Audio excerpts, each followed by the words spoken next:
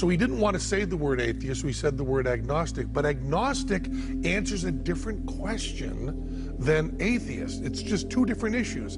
If you're asked, is there a God? And you answer, I don't know, that's agnostic. If you're asked, do you believe in a God? Then you have to answer yes or no. And if your answer to the first is, I don't know, the answer to the question is pretty much no. Well, you're introducing logic into this now.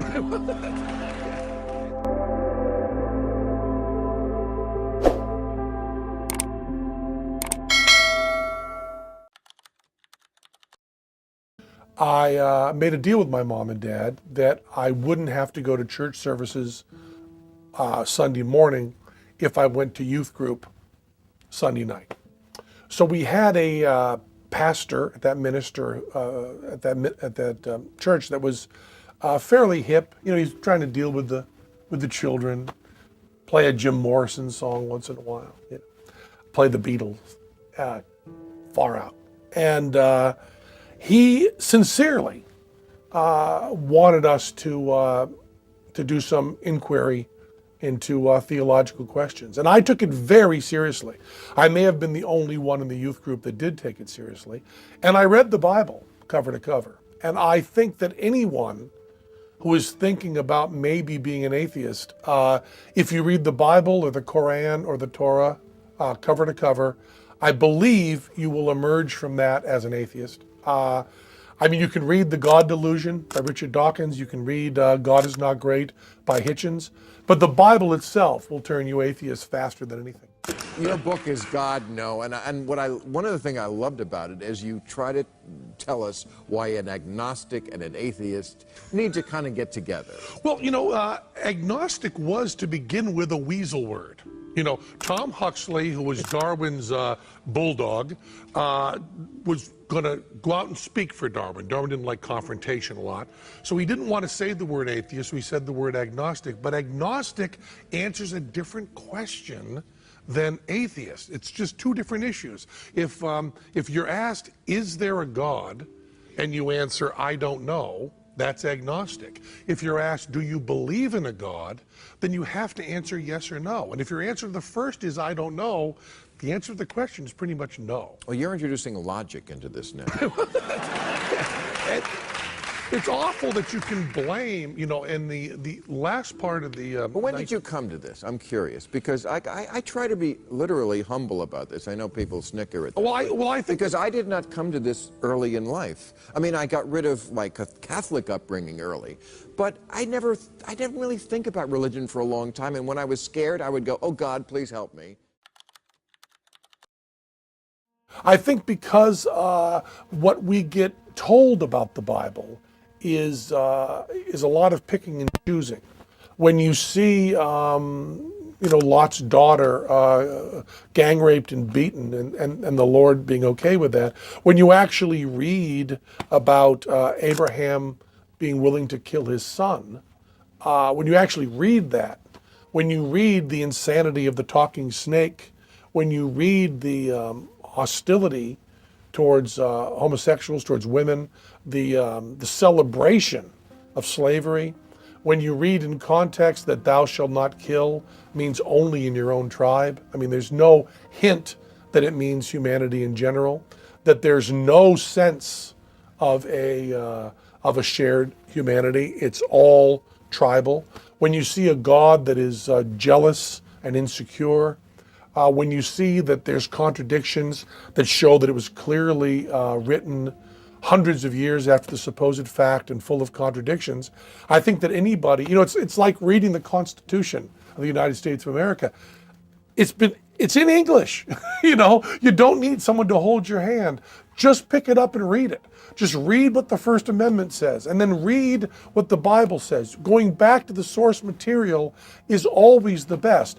When someone's trying to interpret something for you, they always have an agenda. It was the pastor of my youth group in Greenfield, Massachusetts. My parents wanted me to go to a youth group, and I did, and he suggested reading material, and I believe I was the only one who read it. I believe that the best way to become an atheist is to read the Bible. Cover to cover, from beginning to end. But I don't mean read it with Bible study. I don't mean read it with alibis. I don't mean this is an allegory for this. I mean pick it up like my book and read it from beginning to end. Yeah. It's horrifying. It's horrifying. And you, well, especially the Old Testament is. Yeah. The New Testament is. The New Testament has all of that stuff that they just kind of slide over that's so anti-family. You know, Jesus says over and over, abandon your family and come with me. I mean, that, to me, that's more horrific than the stuff in the Old Testament, which is at least about tribes and warfare. This is about if the people you love most in the world, you must love Jesus more. And the whole idea of that is sickening. And I start the book by saying, if God, however you perceive God, I don't care, you know, he, she, or it, came to you, however God speaks to you, and told you to kill your child, would you do it? And if the answer is no, then in my booklet, at some level, you're an atheist. And if the answer is yes, I hope you reconsider. Right. I mean, I believe of course, that did happen in the Bible. Yeah, and you know, and then when you but it was a practical joke. Exactly. When you bring it up to people, they say, "But God said no, you don't really have to." So I read the Bible, and then I read, you know, Bertrand Russell, and I read a lot of other stuff because in the Greenfield Public Library, the 900s of the Dewey Decimal System. I mean, one of the few people that still remembers it. The 900s are theology, and they're only about this long. I don't know if that's all on camera. They're only about this long.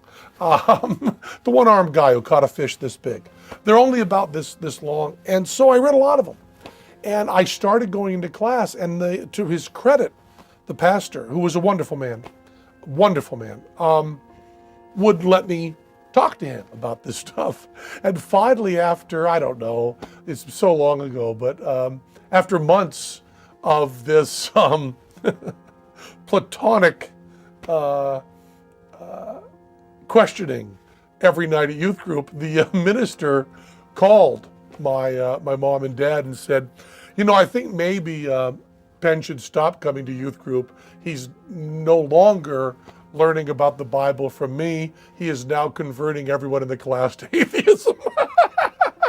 So I was asked to leave, very politely, very nicely, youth group. And then with the help of Martin Mull, Randy Newman, Frank Zappa, the idea that these three men were out of the closet atheists was so inspiring to me and so important to me. And reading interviews with somebody. And I remember being somebody in a religious, and I'm not a religious community like whack jobs, but you know, in a community where most everyone was Christian, having those people in interviews say the simple sentence, "There is no God,"